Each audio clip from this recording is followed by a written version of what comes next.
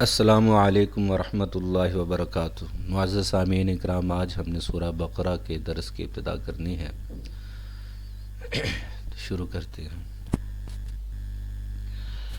اعوذ باللہ من الشیطان الرجیم۔ سورۃ البقرۃ مدنیہ۔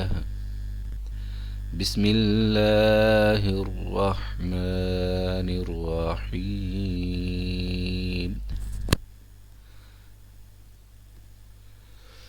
الف لام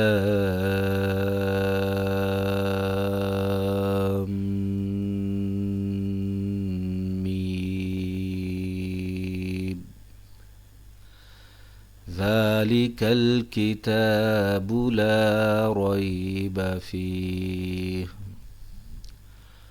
هدى للمتقين۔ صدق اللہ العظیم۔ الف لام میم، یہ کتاب ہے جس میں کوئی شک نہیں، سراپا ہدایت ہے ان لوگوں کے لیے جو ڈرنے والے ہیں۔ سورہ بقرہ قرآن پاک کی سب سے بڑی صورتوں میں سے ہے۔ اس میں بہت سے احکام ہیں، بہت سارے اللہ رب العزت نے دستور حیات بیان فرمائے ہیں۔ اس کی فضیلت بھی بہت ہے سورہ بقرہ کی۔ آپ صلی اللہ علیہ وسلم نے فرمایا، جس کا مفہوم ہے کہ سورہ بقرہ کو گھر میں پڑھا کرو، گھر میں شیطان داخل نہیں ہوں گے۔ لا یستطیعها البطلۃ، فرمایا کہ باطل اس کی استطاعت نہیں رکھتے سورہ بقرہ کی۔ اس کا بعض محدثین فرماتے ہیں یہ مراد ہے کہ ساحر اور جادوگر جو سفلی علوم کے مالک ہیں وہ سورہ بقرہ نہیں پڑھ سکتے، یا سورہ بقرہ کا مقابلہ نہیں کر سکتے، سورہ بقرہ کے سامنے ان کی کچھ نہیں چلتی۔ تو جہاں کہیں ایسا اندیشہ ہو یا خوف ہو یا کہیں شک ہو جادو کا کسی جگہ پہ آسیب کے، تو سورہ بقرہ کا اہتمام اس گھر میں کرنا بہت مجرب ہے۔ اور سورہ بقرہ کے اندر اللہ رب العزت نے ایک بقرہ گائے کا واقعہ بیان فرمایا بنی اسرائیل کا، اس نسبت سے اس کا نام سورہ بقرہ رکھا گیا ہے۔ تو شروع کرتے ہیں۔ ابتدا ہی میں حروف مقطعات سے ابتدا فرمائی ہے۔ ان کو حروف مقطعات کہتے ہیں۔ مقطعات یعنی قطع قطع کر کے پڑھے جانے والے لیٹرز، یعنی یہ لیٹر جو ہیں ان کو مکس کر کے نہیں پڑھیں گے جس طرح کی سپیلنگ کر کے کسی ورڈ کو پڑھا جاتا ہے، یعنی علم نہیں پڑھیں گے بلکہ الف کو الگ، لام کو الگ، میم کو الگ پڑھا جاتا ہے، اس لیے ان کو حروف مقطعات کہتے ہیں۔ ان حروف سے مراد کیا ہے، ان کی میننگ کیا ہے، سوائے اللہ کے کوئی نہیں جانتا، اس پہ امت کا اجماع ہے۔ یہ اللہ کے راز ہیں جو اللہ نے اپنے محبوب صلی اللہ علیہ وسلم کے ساتھ شیئر کیے ہیں۔ سر الحبیبی مع الحبیبی لا یستوجب ان یطلع علیہ الرقیب، کہ یہ کسی دوست کے ساتھ ہونے والے راز ہیں، کسی غماز کو یا کسی رقیب کو اس پہ مطلع ہونا، اس کے لیے مطلع وہ نہیں ہو سکتا اس کے اوپر۔ بہرحال 29 صورتوں کے شروع میں حروف مقطعات آئے ہیں، اور یہ حیرت انگیز اتفاق ہے کہ جب بھی حروف مقطعات سے کسی صورت کا اللہ رب العزت نے اس کو شروع کیا ہے تو آگے کسی نہ کسی شکل میں قرآن ہی کا ذکر کیا ہے، جس سے بعض لوگوں نے کہا کہ اشارہ ملتا ہے کہ قرآن انہی لیٹر سے بنا ہے۔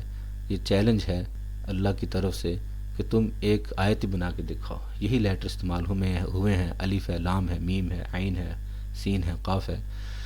بہرحال مراد اس کی حقیقی کیا ہے اس پہ تجمع ہے کہ اللہ ہی بہتر جانتے ہیں۔ آگے فرمایا ذالک الکتاب، یہ کتاب ہے۔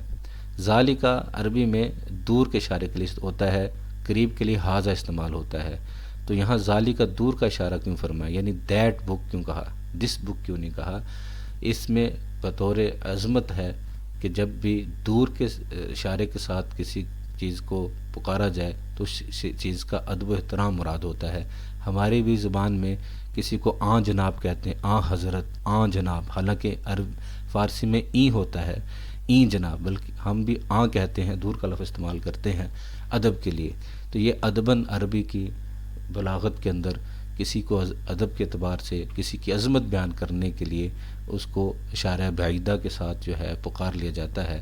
تو فرمایا وہ کتاب، یا یہ اشارہ ہے کہ جو سیدھا راستہ ہے وہ یہ کتاب کی شکل میں حاضر ہے۔ لا ریب فی، اس کتاب میں کسی قسم کا ریب نہیں ہے۔ شک کی ایک ادنا کیفیت، شک کی کوئی ادنا سی کیفیت جو ہوتی ہے اس کو ریب کہتے ہیں۔ ایک تو شک ہوتا ہے، شک سے بھی نیچے چلے جائیں کہ ریب تک بھی نہیں ہے۔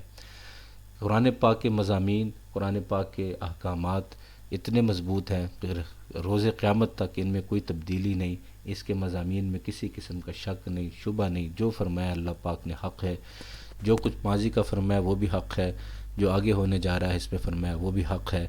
دنیا کی بڑی بڑی تھیوریاں تبدیل ہوتی دیکھی ہیں، بڑے بڑے لوگوں کے نظریے چینج ہوتے دیکھے ہیں۔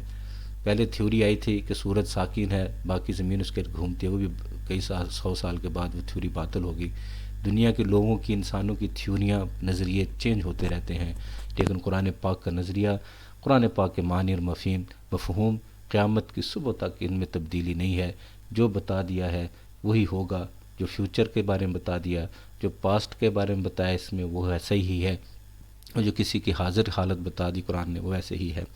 تو کوئی شخص اگر پریشان ہے کہ دنیا میں ریالٹی کون بتائے مجھے، دنیا کی حقیقت کیا ہے، اشیاء کی ریالٹی کیا ہے، ہم کون ہیں، کہاں سے آئے ہیں، کہاں جائیں گے، تو کتاب موجود ہے قرآن پاک، اس میں کسی قسم کا ریب نہیں ہے۔ دنیا کی خبروں کے اوپر، دنیا کی خبروں میں تو دھوکہ ہو سکتا ہے، دنیا کے مشاہدوں میں تو دھوکہ ہو سکتا ہے، کتاب کی بتائی، قرآن پاک کی بتائی باتوں میں کسی قسم کا ریب نہیں ہے۔ ھدی للمتقین، یہ کتاب سراپا ہدایت ہے، یہ ہدایت نامہ ہے، یہ کوئی سائنس کے مضامین نہیں ہے، اس میں کوئی طبی علوم طبیعہ سے تعلق رکھنے والی چیزیں نہیں ہیں، کیمسٹری یا بیالوجی کے مضامین نہیں ہیں، اس میں ہدایت نامہ ہے، ہدایت کے مضامین ہیں، راہ دکھلانے والی ہے، پھنسے ہوئوں کو، گمراہوں کو سیدھا راہ بتاوے گی، سیدھے راستے روشنی کی طرف لے کے جائے گی۔ للمتقین، ہدایت تو سارے انسانوں کے لیے اس کتاب میں، لیکن فرمایا اس سے ہدایت دیں گے وہی جو متقی ہیں۔ یعنی یوں سمجھیں کہ صحرا میں بھٹک جانے والے کچھ لوگ وہ ہوتے ہیں جو سمجھتے ہیں کہ ہم بھٹکے ہوئے ہیں، اور وہ راستہ تلاش کرتے رہتے ہیں کہ تاکہ ہم اس صحرا سے نکل جائیں۔ وہ ایسے سائنس تلاش کرتے ہیں، ایسے نشانات تلاش کرتے ہیں کہ جس سے ہمیں کوئی رستہ مل جائے، تو اس کو رستہ ضرور ملتا ہے۔ وہ متقی ہوتا ہے کہ دنیا کی زندگی میں، یہاں دنیا کے سیارے پہ آنے کے بعد جو چاہتا ہے کہ مجھے کوئی روشنی ملے، ریالٹی پتہ چلے، میرا ان لمٹ فیوچر کیا ہے، میں نے کہاں جانا ہے، جو راستہ تلاش کرنا چاہتا ہے، اس کے لیے قرآن میں ہدایت ہے۔ اور جو غافل ہوتا ہے، بڑے صحرا میں بھٹک جائے، اس کو یہ تو پتہ نہیں میں بھٹکا ہوا ہوں، اور پتہ بھی چل جائے میں بھٹکا ہوا ہوں، نہ وہ اپنی بھٹکن کو دور کرنا چاہتا ہے، وہ اپنی غفلت میں من موجی زندگی گزار رہا ہے، صبح و شام اپنے ہی بنائے ہوئے ٹائم ٹیبل کے مطابق زندگی گزارے چلا آ رہا ہے، اسے نہیں پتہ کیا ہونے جا رہا ہے، کہاں جا رہا ہوں، کدھر میرا انتقام ہے، میرا انجام کیا ہے۔ تو ایسے لوگوں کے لیے اس قرآن میں ہے تو سب کے لیے ہدایت، لیکن جو لینا چاہے گا اس کے لیے ہے۔ یعنی یہ چاہت کی باتیں ہیں، جس میں چاہ ہے اس کو ہدایت ملتی ہے۔ ہدایت کبھی بھی اللہ کی طرف سے کسی کے اوپر تھوپی نہیں جاتی۔ اللہ پاک نے خود قرآن پاک میں ایک جگہ فرمایا کہ ہدایت کیا ہم تمہارے اوپر، فرمایا انلزمکموہا وانتم لہا کارہون، کیا ہم ہدایت تمہارے ساتھ چپکا دیں گے حالانکہ تم اس سے چاہتے نہیں۔ جس میں چاہ ہے، جس میں چاہ نہیں، ہمیں اس کی پرواہ نہیں، اور جس میں چاہت ہوگی اللہ پاک کی رحمتوں سے خود آ کے لے لیتی ہے۔ جو اللہ کی طرف ایک بلشت قریب ہوتا ہے، اللہ کی رحمت 2 بلشت اس کے قریب ہوتی ہے۔ تو یہ چاہت کے سودے ہیں، جو چاہے گا اسے ہدایت ملے گی، ہدایت پائے گا اس کتاب میں سے، جو نہیں چاہے گا زندگی غفلت میں رہے گی تو اس کو کچھ اس کتاب میں سے نہیں ملے گا۔ تو یہ لوگ اکثر جو کہتے ہیں کہ قرآن پاک میں آتا ہے کہ اس میں کوئی ریب نہیں، تو دنیا میں بہت سے لوگ اس پہ اعتراضات کرتے ہیں، تو حقیقت میں انہی لوگوں کے اعتراضات ہیں اس کتاب پہ جو خود ہدایت نہیں چاہتے، یا جن کی اپنی دماغ کے اندر کا جو فہمی ہے، لرنا اس کتاب کی روشنی کے اندر روز روشن کی طرح کسی قسم کا ریب اور شک نہیں ہے۔ تو یہ ہدایت ہے متقی ان لوگوں کے لیے جو خود ڈرنا چاہتے ہیں، اور متقیوں کی صفات آگے بیان فرمائی ہے۔ یعنی قرآن پاک سارے کا سارا راہ دکھلا رہا ہے اس کو جو راہ پانا چاہتا ہے۔ ہم مائل بکرم ہیں، کوئی سائل ہی نہیں، راہ دکھلائیں کسے، کوئی راہ روئے منزل ہی نہیں۔